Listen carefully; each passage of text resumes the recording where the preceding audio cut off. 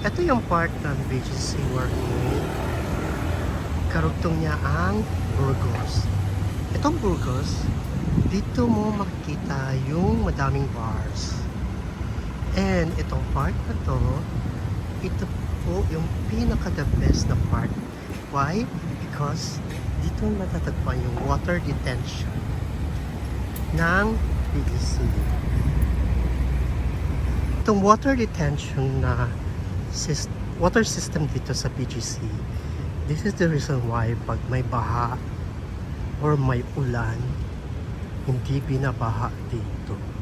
Kasi itong buong part na to, ang ilalim nito, nandito po yung daluyan ng mga tubig.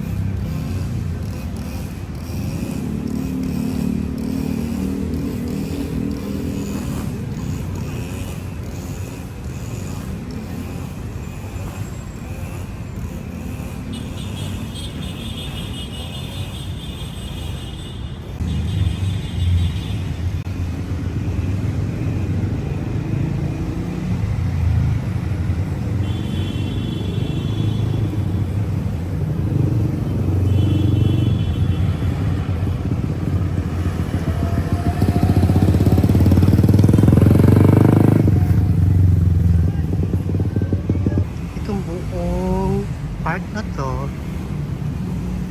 nandito po yung daluyan ng lahat ng tubig. Pag malakas yung ulan, dito po lahat pupunta sa may water retention tank na nandito lang sa may ilalim